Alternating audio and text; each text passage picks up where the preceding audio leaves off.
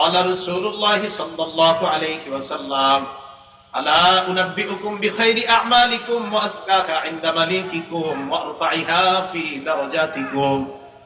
নবীজি বলেন, আমি কি তোমাদেরকে এমন একটা আমলের কথা বলবো না যে আমলটা আমলের মধ্যে সবচাইতে উত্তম, এই আমলটা আল্লাহর কাছে অধিক পবিত্র, আবার এই আমলটা তোমাদের মর্যাদা বাড়ায় দিবে। আমল একটা, উপকার তিনটা। এক নাম্বার আমলটা শ্রেষ্ঠ আমল, দুই নাম্বার আমলটা আল্লাহর কাছে পবিত্র, তিন নাম্বার আমলটা তোমাদের মর্যাদা বাড়ায় দেয়। সাহাবারা বললেন, হুজুর এটা আবার কি আমল? নবীজি বললেন, জিকিরুল্লাহ, আল্লাহর জিকির যত বেশি করবা, এক নাম্বার তোমাদের মর্যাদা প্রতিনিয়ত আল্লাহ পাক রব্বুল আলামিন বাড়িয়ে দিবেন। যারা জিকিরকারী তাদের মর্যাদা আল্লাহ বাড়াবেন, এরা আল্লাহর কাছে পবিত্র বান্দা হবে। যারা জিকিরকারী, এই জিকিরের ইবাদতটা আল্লাহর কাছে শ্রেষ্ঠ ইবাদত। এখন আপনারা আলেমরা ছাড়া অন্যরা যারা আছেন, আপনাদেরকে আমি দুইটা শব্দ শিখাবো, মন দিয়ে শুনবেন। ওয়াজে আসছেন, কিছু শিখেন। প্রথমে একটা শিখবো, এরপরে আরেকটা শিখবো। রেডি তো সবাই? মুসলিম শরীফের হাদিস, হাদিস নাম্বার 2676, 2676। আমাদের মাদ্রাসার যে কপিগুলো আছে, মাদ্রাসা যে মুসলিম শরীফটা পড়ানো হয়, এটা অনুযায়ী মোট হাদিস সংখ্যা হবে 3033টা। 2676 নাম্বার হাদিসের বর্ণনা, আবু হুরায়রা রাদিয়াল্লাহু তাআলা আনহুর বর্ণনা।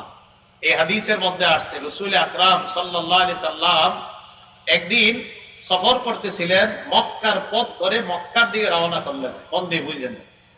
বাইনামা রাসূলুল্লাহ সাল্লাল্লাহু আলাইহি ওয়াসাল্লাম ইয়াসিরু ফি তরিকিহি ইলা মক্কা। নবীজি সাল্লাল্লাহু আলাইহি ওয়াসাল্লাম মক্কার পথ ধরে মক্কার দিকে চলতে লাগলেন।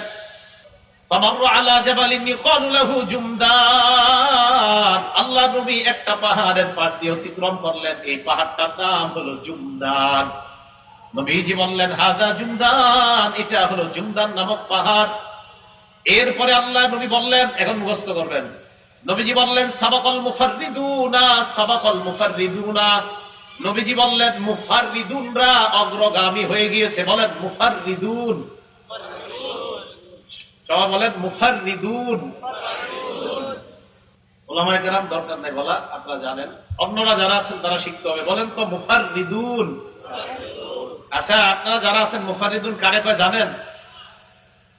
এই পাশ থেকে কয়েকজন কইছে না, আপনারা জানেন না মুফাররিদুন কারে কয় জানেন? সাহাবারাও জানে না, তা আপনারা কেমনে জানবেন?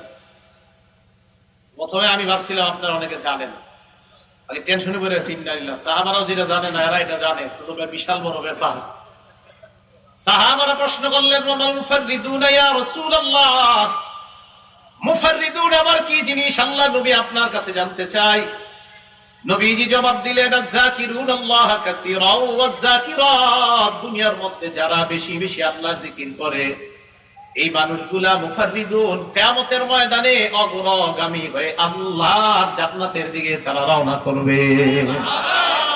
তাহলে এদের কি বলা হয়? মুফাররিদুন। এবার আরেকটা শিখবেন, বলেন মুফরিদুন। আগেরটা কি ছিল? আর এখন একটা মুফরিদুন। তিরমিজি শরীফ হাদিস নাম্বার 3596 নাম্বার হাদিস। এই হাদিসের মধ্যে আসছে, ক্বালা রাসূলুল্লাহ সাল্লাল্লাহু আলাইহি ওয়াসাল্লাম, আল্লাহ নবী বলেন, সাবাকাল মুফরিদুনা, সাবাকাল মুফরিদুনা, হালকা পাতলা মানুষগুলা অগ্রগামী হয়ে গিয়েছে, হালকা পাতলা মানুষগুলা অগ্রগামী হয়ে গিয়েছে। সুসংবাদ, আপনারা যারা চিকুন মানুষ, আপনারা অগ্রগামী। কি বলেন? আপনারা হালকা পাতলা যারা চিকুন, অগ্রগামী না? অগ্রগামী। আল্লাহ যেহেতু জি বলছেন, আল্লাহ সবাইরে জান্নাতের দিকে অগ্রগামী হওয়ার তৌফিক দান করুন। সাহাবারা প্রশ্ন করলেন, ওয়ামাল মুফরিদুনা ইয়া রাসূলুল্লাহ, হালকা পাতলারা অগ্রগামী বুঝতে পারলাম, তবে আপনি হালকা পাতলা দ্বারা কি বুঝাইছেন আমাদেরকে বুঝিয়ে দেন। নবীজি বললেন, আল মুস্তাহতারুনা বিযিকরিল্লাহ ইয়াদউ যিকরু আনহুম আসকালাহুম। আল্লাহ নবী বলেন, যারা জিকিরের মধ্যে থাকতে থাকতে জিকিরের কারণে তাদের পাপের বোঝাগুলা হালকা হয়ে যায়, পাপের বোঝা থেকে হালকা হয় যারা, এদেরকে বলা হয় মুফরিদুন। নবীজি বলেন, ফায়াতুনা ইয়াউমাল কিয়ামাতি খিফাফা, কিয়ামতের ময়দানে এই মানুষগুলা হালকা, মানে পাপের বোঝা থেকে হালকা অবস্থায় আল্লাহর দরবারে উপস্থিত হবে। তাহলে মুফরিদুন মানে হলো পাপের বোঝা থেকে হালকা, এই হালকা হয়ে জিকিরকারী বান্দা বান্দিরা কিয়ামতের ময়দানে আল্লাহর দরবারে উপস্থিত হবে। আবু দাউদ শরীফ হাদিস নাম্বার 3667 নাম্বার হাদিস।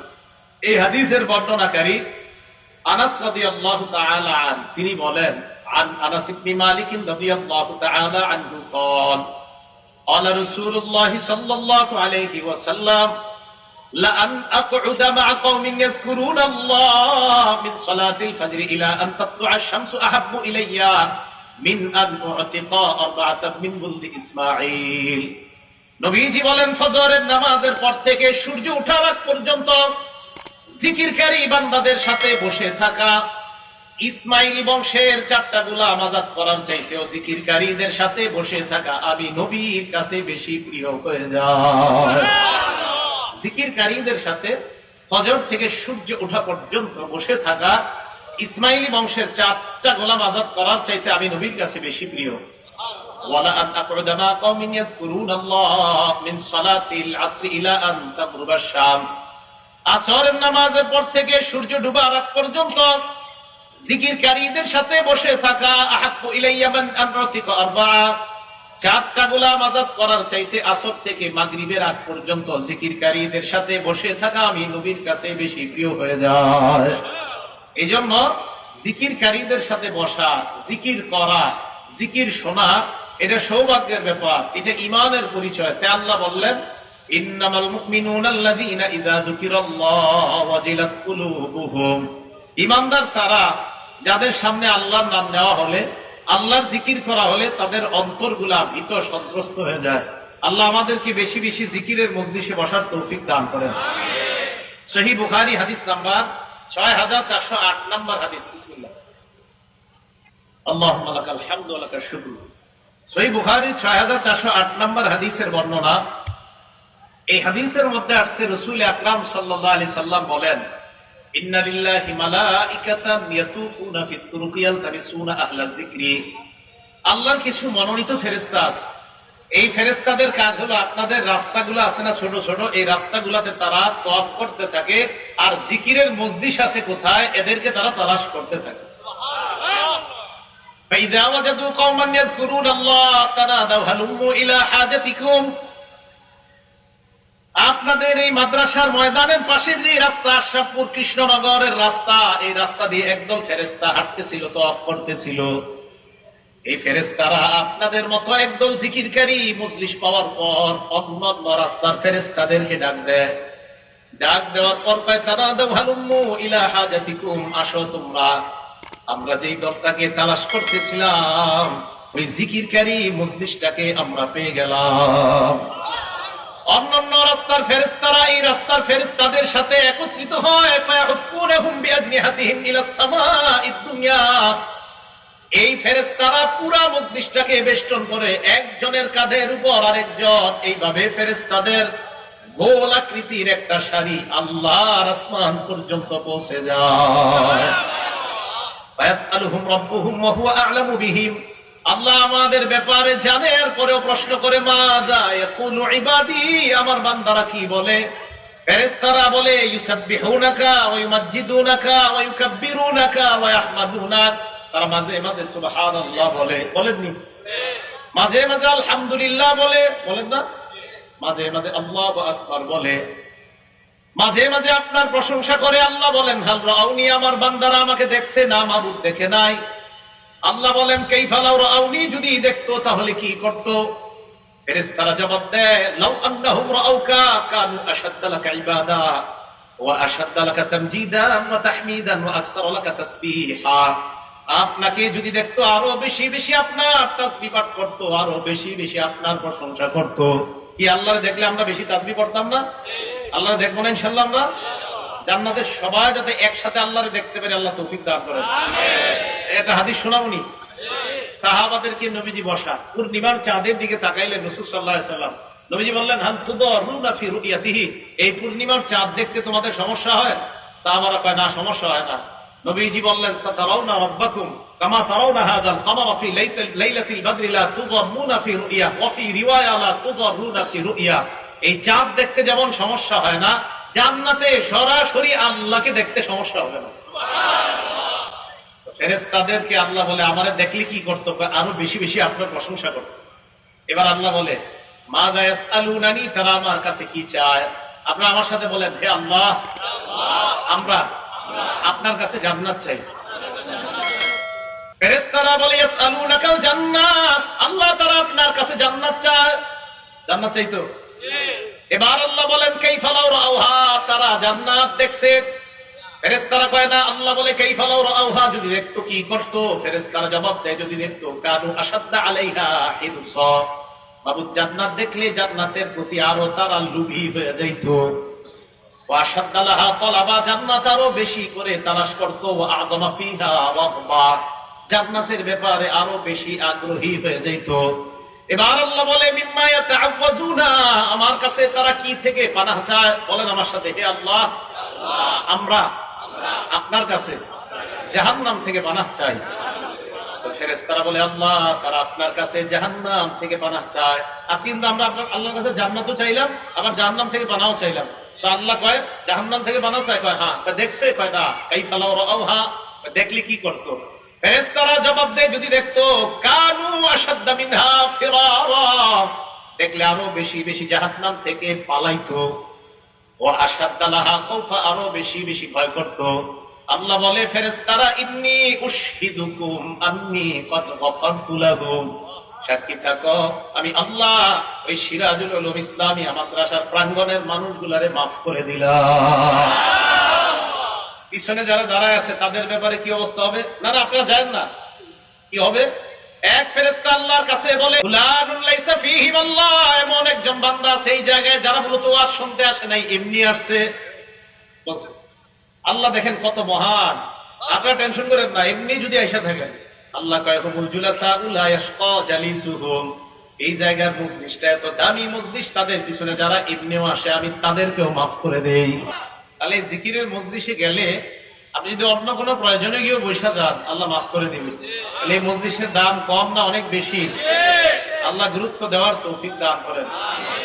একটা কিতাব আছে নাম আল ওয়াবিল, এই কিতাবের লেখকের নাম ইবনুল কাইয়্যিম রাহমাতুল্লাহি আলাইহি, শাইখুল ইসলাম ইবনে তাইমিয়া রাহমাতুল্লাহি আলাইহির ছাত্র। উনি এই কিতাবের 67 নম্বর পৃষ্ঠায় একটা বর্ণনা আসছে, নবীর সাহাবা আবু দারদা রাদিয়াল্লাহু তাআলা আনহুর একটা বর্ণনা আসছেন। তিনি বলেন লিকুল্লি শাইইন জালা, প্রত্যেকটা জিনিসের একটা উজ্জ্বলতা আছে। আজকে আপনাদের এই মাহফিলের উজ্জ্বলতা, লাইটিং গুলা, এগুলা না থাকলে এটা উজ্জ্বলতা হইতো না। আরো উজ্জ্বলতা আজকে যাদেরকে দাওয়াত দিয়েছেন তারা, এখন যদি লাইট গুলো অফ হয়ে যায় বলেন উজ্জ্বলতা থাকবে না নষ্ট হয়ে যাবে? আবু দারদা বলেন লিকুল্লি শাইইন জালা, প্রত্যেকটা জিনিসের একটা উজ্জ্বলতা আছে। ওয়া জালাউল কুলুবি যিকরুল্লাহ, অন্তরের উজ্জ্বলতা হলো আল্লাহর জিকির করা। যারা বেশি বেশি আল্লাহর জিকির করবে তাদের অন্তর আল্লাহ উজ্জ্বল বানায় দিবেন। এত কি কাজ আপনাদের? সারাক্ষণ সময় নষ্ট করা। দোকানে চা খাইতে বসলেন তো সময় নষ্ট, আরে চা পান করেন, ওই সময় আপনি এক চুমুক দেন, বাস পরে জিকির করেন। কি বলবো আপনারা, সব মজলিসে শুধু অনর্থক কথা। এই অনর্থক কথা অনেকগুলা কারণের একটা গজবের মোবাইল, এটাও আছে, এটা নিয়েও কথা। আবার মোবাইলের দিকে তাকাইলে সময় নষ্ট। এত সময় কোথায় আপনাদের?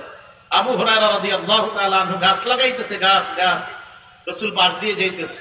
আল্লাহ নবী বললেন মাল্লাযী তাগিসু ইয়া আবু হুরায়রা, আবু হুরায়রা তুমি কি লাগাও? আবু হুরায়রা কয় হুজুর একটা গাছের চারা লাগাই। নবীজি বলেন আলা আদুল্লুকা আলা কিরাসিন, আমি কি তোমাকে খায়রিল লাকা মিন হাদা, এই চারার চাইতে উত্তম কোন চারার কথা বলবো কিনা? বলবো? দুনিয়ার গাছের চাইতে উত্তম গাছের কথা বলবো?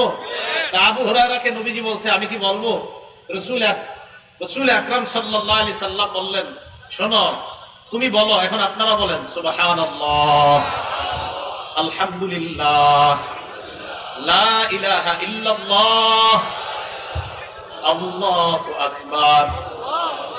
এই যে যারা আমরা চারবার বললাম, আবু হুরায়রাকে আল্লাহ নবী বলাইলেন আর বললেন আবু হুরায়রা তুরাসুলাকা বিকুল্লি ওয়াহিদাতিন শাজারাতুন ফিল জান্নাহ, তুমি চারটা বাক্য বললা, প্রত্যেকটার বিনিময়ে জান্নাতে তোমার জন্য এক একটা গাছের চারা রোপণ করা হয়ে যায়।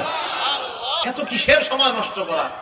বাসে বসে রয়েছেন, ঢাকা যাইতেছেন, সময় নষ্ট করেন না। সুবহানাল্লাহ, আলহামদুলিল্লাহ, লা ইলাহা ইল্লাল্লাহ, আল্লাহু আকবার বলেন। জিকির করব তো ইনশাআল্লাহ। এখন কথা হলো জিকির আমরা কেন করব? সূরা আহজাবের 41 এবং 42 নম্বর আয়াত আল্লাহ বলেন ইয়া আইয়ুহাল্লাযীনা আমানু যকুরুল্লাহা যিকরান কাসীরা, হে ঈমানদারগণ তোমরা বেশি বেশি আল্লাহর জিকির করো।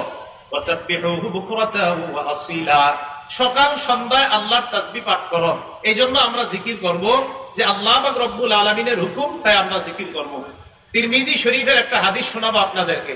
শোনানোর আগে আমার সাথে ইখলাসের সাথে, আমিও ওনার দিকে তাকাবো না, উনিও আমার দিকে তাকাবে না, ওনার দিকে আমি তাকাবো না, উনিও আমার, প্রত্যেকে নিজে আল্লাহরে দেখানোর জন্য, পাশের কাউকে দেখানোর জন্য না, একদম সবাই আল্লাহকে দেখানোর জন্য একবার বলবেন, আমিও বলবো আপনারাও। বাকি আপনাদের প্রত্যেকের চাহিদা হলো যে আমি আল্লাহরে দেখানোর জন্য বলতেছি। বলবেন তো ইনশাআল্লাহ?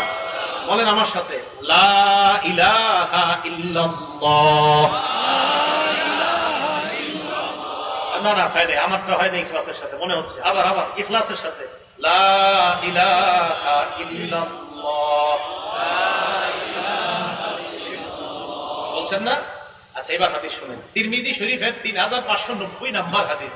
ক্বালা রাসূলুল্লাহ সাল্লাল্লাহু আলাইহি ওয়াসাল্লাম, আল্লাহ নবী বলেন, মা ক্বালা আব্দুল্লাহ ইলাহা ইল্লাল্লাহ কত মুখলিসান, নবীজি বলেন কোন বান্দা যদি একবার ইখলাসের সাথে পড়ে লা ইলাহা ইল্লাল্লাহ ইল্লা ফুতিহাত লাহু আবওয়াবুস সামা হাত্তা তুজিয়া ইলাল আরশ, আমরা যারা ইখলাসের সাথে একবার লা ইলাহা ইল্লাল্লাহ পড়লাম, নবীজি বলেন আসমানের সবগুলা দরজা খুলে দেওয়া হয়েছে, তোমার লা ইলাহা ইল্লাল্লাহ যেন আরশ পর্যন্ত পৌঁছে যায়। শুধু একবার। রাত্রে 3টার দিকে ঘুম ভেঙে গেছে, বিবি ঘুমায়, ছেলে মেয়ে সবগুলা ঘুমাইতেছে, হাদিস মনে পড়ে গেছে কি, যে রাসূলুল্লাহ বলছে একবার ইখলাসের সাথে লা ইলাহা ইল্লাল্লাহ পড়লে আসমানের সব দরজা খোলে। তো রাত 3টার দিকে হঠাৎ ঘুম ভাঙছে, ইখলাসের সাথে পড়েন লা ইলাহা ইল্লাল্লাহ। দুনিয়ার মানুষ জানেও না, আশরাফপুরের গ্রামবাসী জানেও না আপনি যে রাত 3টায় আসমানের সব দরজা খুলে ফেলছেন। জিকিরের মাধ্যমে জিহ্বাটা তরুতাজা রাখা। এবার আমার সাথে 3টা বাক্য বলবেন, বলেন আল্লাহু আকবার কাবীরা, আল্লাহু আকবার কাবীরা, আলহামদুলিল্লাহি হামদান কাসীরা, আলহামদুলিল্লাহি হামদান কাসীরা, সুবহানাল্লাহি বুকরাতাও ওয়া আসীলা, সুবহানাল্লাহি বুকরাতাও ওয়া আসীলা। বলছেন তো সবাই? এবার হাদিস শুনেন। তিরমিজি শরীফের 3592 নম্বর হাদিস। ক্বালা রাসূলুল্লাহ সাল্লাল্লাহু আলাইহি ওয়াসাল্লাম, নবীজি সাহাবা আব্দুল্লাহ ইবনে ওমর বলেন, বাইনামা নাহনু নুসাল্লি মা রাসূলিল্লাহি সাল্লাল্লাহু আলাইহি ওয়াসাল্লাম, একবার আমরা আল্লাহ নবীর সাথে নামাজ আদায় করতেছিলাম। ফাকালা রাজুলুম মিনাল কওম আল্লাহু আকবার কাবীরা ওয়ালহামদুলিল্লাহি হামদান কাসীরা ওয়া সুবহানাল্লাহি বুকরাতাও ওয়া আসীলা। এক ব্যক্তি বলে উঠলো, আল্লাহ একমাত্র বড়, সমস্ত প্রশংসা আল্লাহ, সকাল সন্ধ্যা তাসবিহ পাঠ করি আল্লাহ। এগুলো হলো অর্থ। নবীজি বললেন, মানিল কাইলু কালিমাতান কাযা ওয়া কাযা। আচ্ছা, এই কথাগুলো কে বলছে মাত্র? এক সাহাবা বললেন, আনা ইয়া রাসূলুল্লাহ, হুজুর আমি বলছি। নবীজি বললেন, আজিবুলাহা, তুমি যে বাক্যগুলো বললা, তোমার বাক্য শুনে আমি নবী আশ্চর্য হয়ে গেলাম। কেন আশ্চর্য হইলাম জানুনি? তুমি 3 বাক্য বললা, আমি তাকায় দেখলাম ফুতিহাত লাহা আবওয়াবুস সামা, তোমার এই 3 বাক্য আরশে পৌঁছার জন্য আল্লাহর আসমানের সবগুলা দরজা খুলে দেওয়া হয়েছে। সময়গুলা কাজে লাগান, গীবত শেখায়ত করেন না। চা স্টলের সামনে বৈশা অমুকে কি করলো, তোমাকে কি করলো, এই গীবত না করে, এই গীবত শেখায়ত না করে, এই জিহ্বাটা জিকিরের মাধ্যমে তরুতাজা রাখেন। এই জিহ্বাটা সব সময় জিকির জারি রাখেন। আল্লাহ তৌফিক দান করেন। তাহলে ইমানদারের 1 নাম্বার পরিচয়, যাদের সামনে জিকির করা হলে অন্তর কেঁপে ওঠে। এই জিকিরের অনেকগুলা ফাজাইল জানলাম। 2 নাম্বার, আমরা কেন করব? আল্লাহর হুকুম। 3 নাম্বার, জিকির করলে লাভ কি? আপনি যে জিকির করবেন, জিকির করলে লাভ, আমার সাথে বাংলা বলবেন, বলেন অশান্ত হৃদয় প্রশান্ত হয়ে যায়। বলেন অশান্ত হৃদয় প্রশান্ত হয়ে যায়। দলিল সূরা রাদ আয়াত নাম্বার 28। আল্লাহ বলেন, আউযু বিল্লাহি মিনাশ শাইতানির রাজিম। আল্লাহ বলেন, আল্লাযীনা আমানু ওয়া তাতমাইন্নু কুলুবুহুম বিযিকরিল্লাহ, আলা বিযিকরিল্লাহি তাতমাইন্নুল কুলুব। আল্লাহ বলে, শোনো তোমরা, জিকিরের মাধ্যমে হৃদয় প্রশান্ত হয়ে যায়। তাহলে অশান্ত হৃদয় প্রশান্ত হয় জিকিরের মাধ্যমে। আলেমরা ছাড়া অন্যরা একটু বলবেন, বলেন তো জিকিরের মাধ্যমে কি হয়? অশান্ত হৃদয় প্রশান্ত হয়ে যায়। মাশাআল্লাহ, জিকিরের মাধ্যমে কি হয়? অশান্ত হৃদয় প্রশান্ত। এখন কথা, হুজুর অশান্ত হৃদয় প্রশান্ত হইলে কি লাভ? প্রথমে জিকিরের ফজিলত জানলাম, এরপরে জানলাম জিকির কেন করব। 3 নাম্বার জানলাম জিকিরের কারণে অশান্ত হৃদয় প্রশান্ত হয়। 4 নাম্বার, অশান্ত হৃদয় প্রশান্ত হইলে কি লাভ? উত্তর, মরণের সময় ফেরেশতা ওই প্রশান্ত হৃদয় ওয়ালাকে জান্নাতের দিকে স্বাগত জানাইতে জানাইতে নিয়ে যাবে। দলিল সূরা ফাজরের 27 থেকে 30 নাম্বার আয়াত। আল্লাহ বলেন, আউযু বিল্লাহি মিনাশ শাইতানির রাজীম, ইয়া আইয়াতুহান নাফসুল মুতমাইন্না, হে প্রশান্ত নফসের অধিকারী, প্রশান্ত হৃদয়ের অধিকারী বান্দা, ইরজিই ইলা রাব্বিকি রাদিয়াতাম মারদিয়া, তুমি তোমার রবের দিকে প্রত্যাবর্তন করো সন্তুষ্ট চিত্তে এবং সন্তুষ্ট বাজন হয়ে। এমন অবস্থায় তুমি আল্লাহর দিকে রওনা হও, তুমি আল্লাহর প্রতি সন্তুষ্ট, আল্লাহ তোমার প্রতি সন্তুষ্ট। তোমার প্রতি আল্লাহ সন্তুষ্ট, আল্লাহ তোমার প্রতি সন্তুষ্ট। তাহলে রাসূল আকরাম সাল্লাল্লাহু আলাইহি ওয়াসাল্লাম ওনার এক সাহাবার সাথে বসা, আবু বকর সিদ্দিক রাদিয়াল্লাহু তাআলা আনহুর সাথে বসা। আচ্ছা, আগে আয়াতটা শুনেন যে আল্লাহ তোমার প্রতি সন্তুষ্ট, তুমিও আল্লাহর প্রতি সন্তুষ্ট, এমন অবস্থায় রওনা করলাম। এরপরে কয় ফাদখুলি ফি ইবাদি, আমার বান্দাদের অন্তর্ভুক্ত হও, ওয়াদখুলি জান্নাতি, এবং জান্নাতে প্রবেশ করো। এখন দেখেন এই আয়াতের ব্যাপারে একটা হাদিস শোনাবনি। আদ-দুররুল মানসুর একটা কিতাব আছে, এই কিতাবের 8 নম্বর খণ্ড 513 নম্বর পৃষ্ঠা। আন সাঈদ ইবনে জুবাইর রাদিয়াল্লাহু তাআলা আনহু قال قرأت عند النبي صلى الله عليه وسلم يا أيتها النفس المطمئنة, আমি আল্লাহ নবীর সামনে সূরা ফাজরের 27 থেকে 30 নম্বর আয়াত পর্যন্ত তেলাওয়াত করলাম। আবু বকর সিদ্দিক নবীর পাশে বসা। আবু বকর সিদ্দিক রাদিয়াল্লাহু তাআলা আনহু বললেন, ইন্না হাযা হাসান, এটা তো অনেক চমৎকার কথা। আল্লাহ নবী আবু বকরের দিকে তাকায় বললেন, আবু বকর, আলা ইন্নাল মালাকা সায়াকুলু লাকা ইনদাল মাউত, হে আবু বকর, এই কথাগুলা ফেরেশতা তোমার মরণের সময় তোমাকে বলতে বলতে দুনিয়া থেকে নিয়ে যাবে। আবু বকর, আমার আশা ফেরেশতা তোমাকে এই আয়াতগুলো বলতে বলতে নিয়ে যাবে। আব্দুল্লাহ ইবনে আব্বাস রাদিয়াল্লাহু তাআলা আনহুমা, নবীর সাহাবা, উনি যখন মারা যায়, সিয়ারু আলামিন নুবালা কিতাবের নাম 3 নম্বর খণ্ড 358 নম্বর পৃষ্ঠা। মাতা ইবনে আব্বাস রাদিয়াল্লাহু তাআলা আনহুমা বিত-তায়েফ, আব্দুল্লাহ ইবনে আব্বাস তায়েফে মারা গেছে রাদিয়াল্লাহু আনহুমা। মারা যাওয়ার পর যা আতাইরুল লাম ইউরা আলা খিলকাতিহি, একটা পাখি আসছে, এই জাতীয় পাখি আগে কখনো দুনিয়াতে দেখা যায়নি। তো পাখি আসার পর লাশটা যেই খাটের মধ্যে রাখা, ফাদাখালা নাশা, পাখিটা ওই লাশের ভিতরে ঢুকে গেছে। সবাই খালি তাকায় রয়েছে যে পাখিটা বের হয় কখন দেখবো।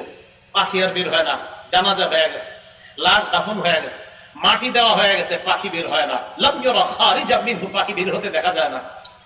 সাহাবারা বলে, আমরা যখন কবরের পাশে দাঁড়ায় রয়েছি, হঠাৎ একটা আওয়াজ শুনতেছি, কে যেন সূরা ফজরের 27 থেকে 30 নাম্বার আয়াত তেলাওয়াত করতেছে।